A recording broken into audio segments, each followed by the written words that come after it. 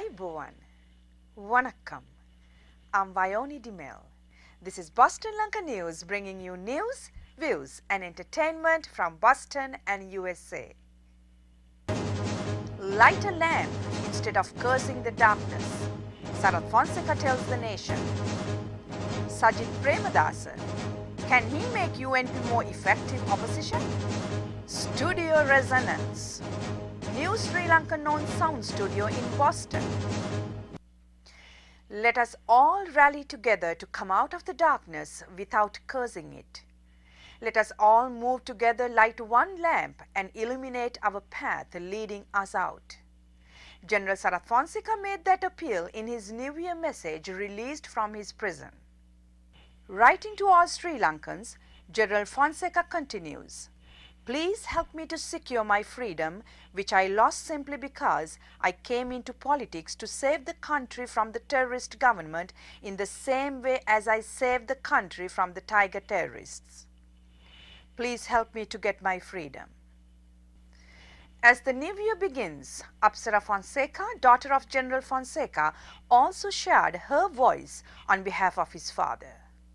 The most difficult moment for us, and I'm sure to you as our supporters, was seeing our father being brought to trial on bogus charges in an attempt to erase 40 years of gallant service to the Sri Lanka Army and the nation.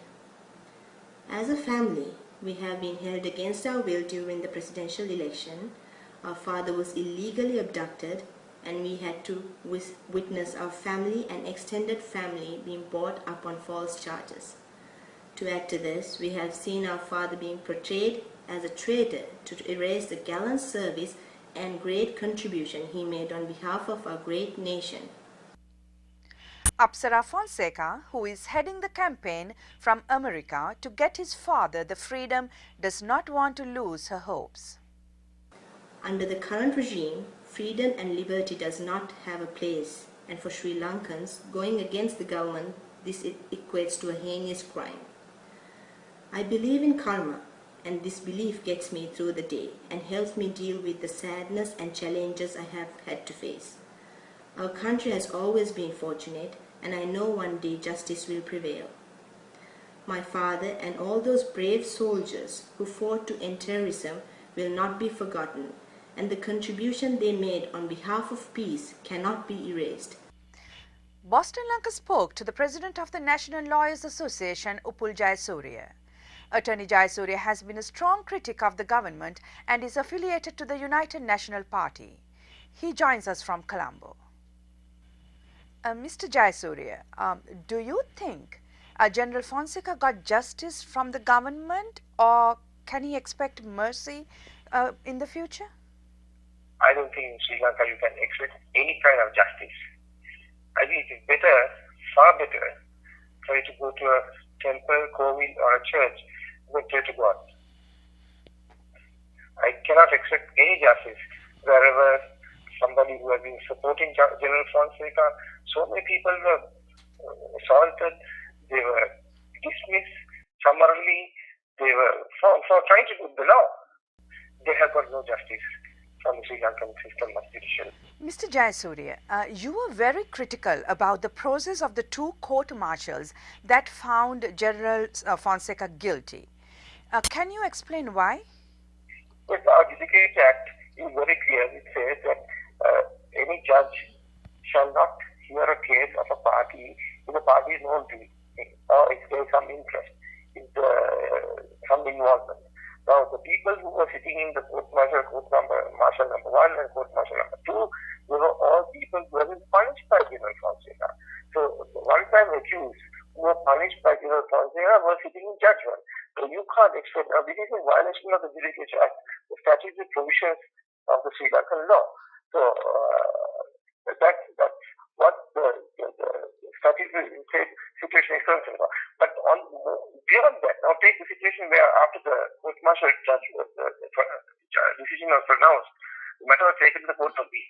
The Court of Appeal, after taking it for hearing, was about to deliver its ruling as to whether this matter, the court-martial is a judicial forum with regard to as to whether it affects the parliamentary seat that he was holding.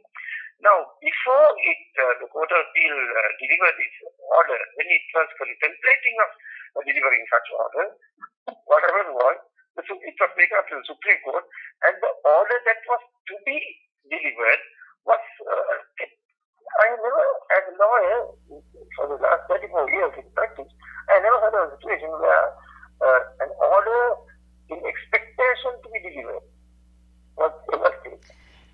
Thank you, Mr. Jayasuriya. That was attorney Uppul Jayasuriya. The charismatic party leadership hopeful Sajith Premadasa has been slowly moving towards securing the leadership of the United National Party.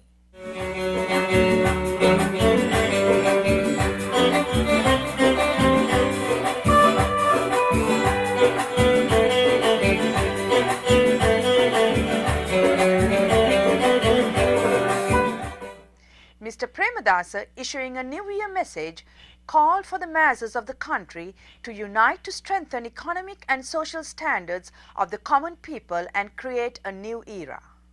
President of the National Lawyers Association, Uppul Jayasuriya, has been calling for the resignation of present UNP leader Ranil Wickremesinghe for some time. Mr. Jayasuriya, you have been very vocal in asking Ranil Wickremesinghe to resign from UNP leadership. Why is that? In your view, Mr. Wickremesinghe is not suitable to be the leader anymore? There are so many issues in instances where Ranil Wickremesinghe has betrayed the party. In 2004, when his government was to be dissolved, everyone perceived that this was an imminent threat of dissolution. There is a provision under the Constitution where in a situation where there is an impeachment pending against a sitting president, she has no power to dissolve the government. So the idea was, when there are serious charges against the president, the impeachment should be allowed to be debated. So when everyone was advising Wickremesinghe to bring the impeachment against Chandrika, he took a lead rope from the Indian law, and he refrained from bringing the impeachment, and finally Chandrika dissolved the government. And it's a situation where he sent circulars not to give any jobs to anybody in the government sector. And these circulars are still being quoted. Now, I can give you one example. Sarath Fonseka, director of Bank of Sri Lankan, went and spoke to Ranil Wickremesinghe and told him there are about 1,500 vehicles in Bank of Sri Lankan. Kill them. He said, you mind your own business. I know how to run the government. He never filled any of those vacancies. Now take the most recent case, the last presidential election with General Fonseka. What did he want to do? He only wanted to have a contest and to make sure that General Fonseka definitely win. Now there were, from myself, I can talk with my personal experience. I gave know from several organizers. I'm taking just one sample from the district of Kurunayala. I spoke to Gami Jai Santara. I spoke to Ashoka Vijay Singh. I spoke to Upulangani. When several other organizers, they all said, this is the first time ever in the history of the elections in Sri Lanka, this kind of thing had happened. Johnson Fernando and several other people with the army of a private army has surrounded and then entered the county center. County center in the heart of the election campaign. And they chased away all the county majors. Actually did what they wanted to do. So what's the point of any election? Now when, to highlight these instances, just within 2 days of the election, mind you, I invited these people, including the party chairman, director of Sarath, to come to Colombo, and then from Cambridge to us, then these are the official residents, to have a press conference. Then all of a sudden, when we are discussing, to see the press conference, I saw, to my own eyes, I saw the press people, all the media people, the television, print media, they were all present. And they were, the people there who were in charge of that place, Samanna Thakur, that is Ranil's press secretary, he asked the question, who was someone in press conference? I think the party chairman is there. You ask him the question. A few minutes later, as he walked up to the conference room where the conference was being held, all the press people have walked away. He has gone and told the people, there is no press conference, then they chased him away. What is it? What does he speak of?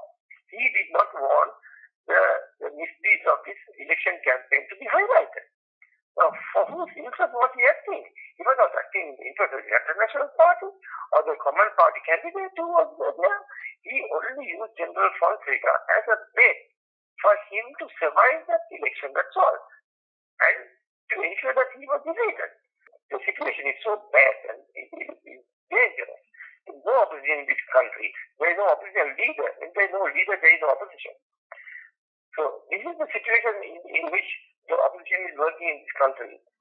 Very sadly so. The entire parliamentary group, whenever they want a parliamentary group meeting to be summoned, he never accepts his request. He just walks away. Oh, he just takes over his trip. He selects his own young group of boys and then goes away gallivanting. This is the kind of situation that we are now facing. I mean, Mahindra Rajapaksa is not the issue today. The issue is the leader of the opposition, the opposition, the role of the opposition. What are we doing? Where are we heading? It's a very sad state of affairs.